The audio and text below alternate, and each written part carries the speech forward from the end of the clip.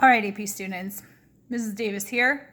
I'm going to annotate this prompt as if we were together, and I want you to know that this is a cold read. That means that I have not looked at this prompt in extensive detail for a long time at least, and it is from the 2019 official exam. So I'm going to go through and do the steps that I hope you would take as you analyze and read a prose passage, and hopefully you can take something away from this. First, we always attack the prompt. AP attack the prompt. So carefully read the following excerpt from William Dean Howell's novel, The Rise of Silas Lapham. Then, in a well-constructed essay, analyze how the author portrays the complex experience of two sisters, Penelope and Irene, within their family and society.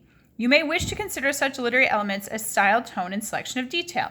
So a couple things I want to note already is that they give you complex as one of their key terms because we're always going to look for that complexity. And we're going to remind you that where complexity comes in is in conflict.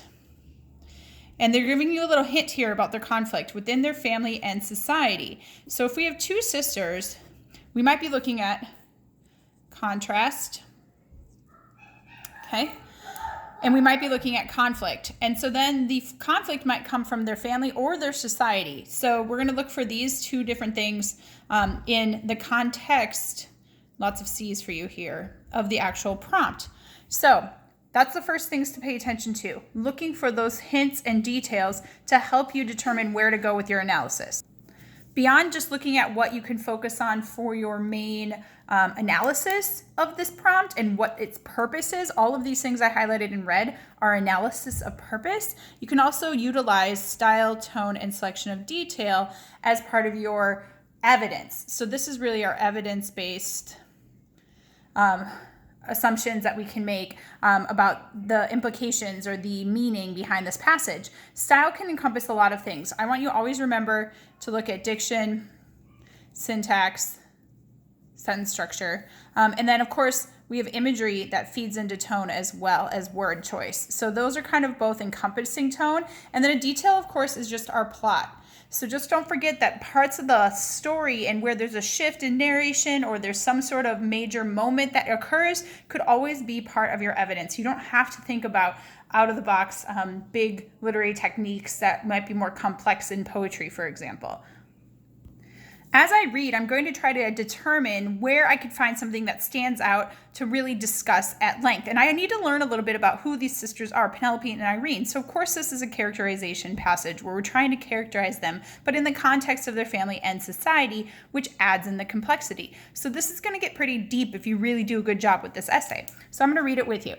They were not girls who embroidered or abandoned themselves to needlework. Irene spent abundant leisure in both shopping for herself and her mother, of whom both daughters made kind of an idol, buying her caps and laces out of their pin money and getting her dresses far beyond her capacity to wear. So right away at the beginning, this not kind of gives me that they're not ordinary. And why they're not ordinary, their leisure is shopping for herself and her mother, of whom both daughters made a kind of idol. So we know that their mom and their family is someone that they admire and it's something important. So that's kind of go with my family analysis here. And that they try to get dresses for her far beyond her capacity to wear. So they try to buy her a lot of stuff. So I'm probably also seeing here a little bit of social status in this family. So I can kind of understand that just from this opening passage portion. Okay?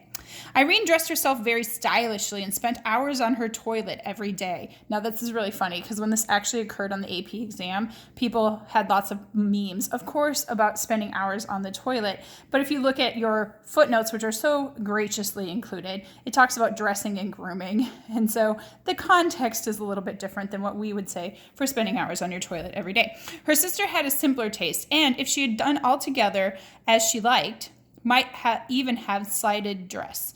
The three took long naps every day and sat hours together, minutely discussing what they saw out of the window.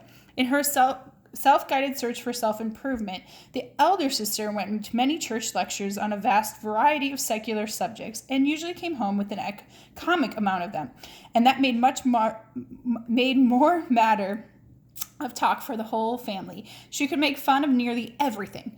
Irene complained that she scared away the young men whom they got acquainted with at the dances dancing school sociables. They were perhaps not the wisest young men. Now, something else that's confusing is who is which sister. So if Irene is complaining, so she's really talking about her sister, Penelope. So the eldest, where they talk about it here, hold on.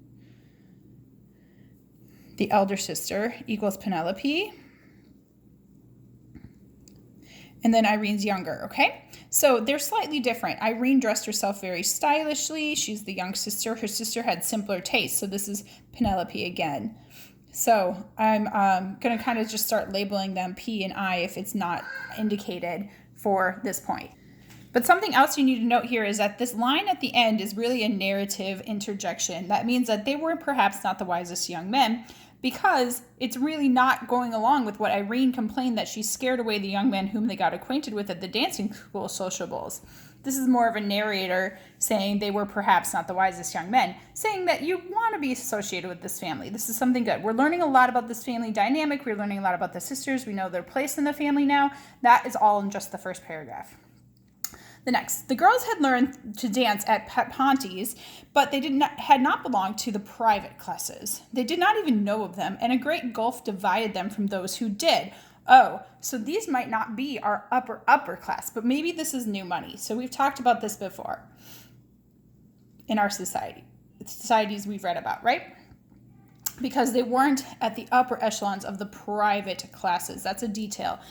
They did not even know of them, and a great gulf divided them from those who did. Their father did not like company, except such as came informally in their way, and their mother had remained too rustic to know how to attract in it the sophisticated city fashion. None of them had grasped the idea of European travel, but they had gone about to mountain and seaside resorts, and the mother and the two girls were where they witnessed the spectacle which such resorts presented throughout New England of multitudes of girls, lovely, accomplished, exquisitely dressed, humbly glad of the presence of any sort of young man. But the Laphans had no skill or courage to make themselves noticed, far less courted by the solitary invalid or clergyman or artist. They lurked helplessly about in hotel parlors, looking on and not knowing how to put themselves forward. Perhaps they did not care a great deal to do so. They had not a conceit of themselves, but a sort of content in their own ways that one may notice in certain families. So now we know that their family doesn't fully fit into their entire society of the upper class that one may notice. They were content in their own ways. So they don't really fit in. And we know that because maybe it's their dad. If we go back down here, they had no skill or courage to make themselves notice. Okay, so no one really paid attention to them, which means that probably people aren't gossiping about them. I'm just going to write that down as an idea. And none of them had the grasp of the idea of European travel, but they had done some things, mountain seaside resorts, and their father did not like company, okay? So perhaps he is one of those more humble men. Maybe it is that he just is an introvert in our modern day context, and he doesn't feel like he needs to be a spectacle. And that is maybe an expectation of society. So again, we're learning about society in the second paragraph and how the family fits, okay? And towards the end of that second long paragraph, we'll continue on. The very strength of their mutual affection was a barrier to worldly knowledge. They dressed for one another. They equipped their house for their own satisfaction. They lived richly to themselves, not because they were selfish, but because they did not know how to otherwise. The elder daughter did not care for society, apparently. And again, the elder daughter is Penelope. The younger, who was but 3 years younger, was not quite old enough to be ambitious of it. With all of her wonderful beauty, she had an innocence almost vegetable. When her beauty, which in its immaturity was crude and harsh, suddenly ripened, she bloomed and glowed with the unconsciousness of a flower. Now that flower, this image right here, and this ripening and blooming, you've seen before. We've seen it with Janie. It's definitely a reoccurring motif when it comes to maturity. And so we know that she is naturally beautiful. That's why she's being compared to nature. And she's maturing. Okay, so I wrote maturity here and then a natural beauty showing us. And again, this is talking about Irene. So I'm going to put I here because this is Irene. And this is the description of Irene because she's the younger, okay? And the elder doesn't care for society. Now, again, if this was new money and we were trying to interpret them as somebody who doesn't quite fit into high society because they haven't learned the social norms yet, then this would fit in with our analysis with how they just dressing for one another, equipping their house for their own satisfaction. They don't care about others. They are not persuaded by peer pressure or norms of society, okay? So just another thing to note. Almost done. Not merely did she not feel herself admired, but hardly knew herself discovered. If she dressed well, perhaps too well, it was because she had the instinct of dress. But till she met this young man who was so nice to her by St. Joan, she had scarcely lived a detached individual life. So wholly had she depended on her mother and her sister for her opinions, almost her sensations. So again, more of that maturity thing. And then this met young man who was so nice to her at Bay St. Joan, which is a Canadian resort. We know that there's like this movement. This is a very important movement. So the purpose of this passage might be to introduce Irene as an independent character because she's no longer dependent on her family. Whereas, Penelope's already gone out and done her own thing, okay? She took account of everything he did and said, pondering it and trying to make out exactly what he meant to the inflection of a syllable, the slightest movement or gesture. In this way, she began for the first time to form ideas which she had not derived from her family, and they were nonetheless her own because they were often mistaken. So, often she's misunderstood, or she and her family are misunderstood, perhaps. So basically, again, this whole ending portion talks about a turning point in her life for Irene, which is kind of setting up, I think, a conflict later on, perhaps, that maybe her wanting to separate from her family a little bit, or maybe even her succumbing to societal norms.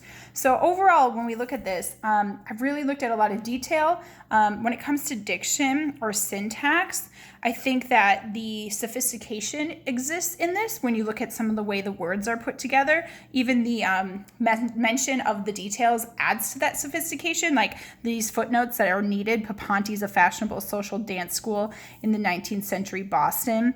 So we know that this is New England society. You guys have a little bit of familiarity with that.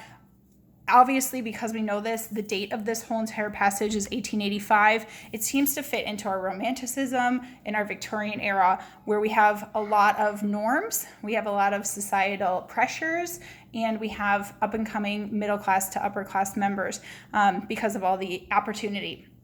So put that in the context, and we know that the language and the sophistication of the narration is actually helping to add to that feeling in the family. However, the buts that we continue to see kind of show that we have a contrast from society. So when we go back to our prompt and we look at within their family and society, yeah, within the family, they seem to get along. They admire their mother, the two daughters, but they have a little bit different in their personalities, probably because of age at this point. And then when we look at their society, we know that their family is not quite part of fitting in. And maybe it's because they don't want to. Maybe they just don't bother with that. They're not succumbing to those norms at this point. So I hope that this analysis, although long, really helps you to understand this prompt on a deeper level and gave you additional insights to work with in your own writing later on.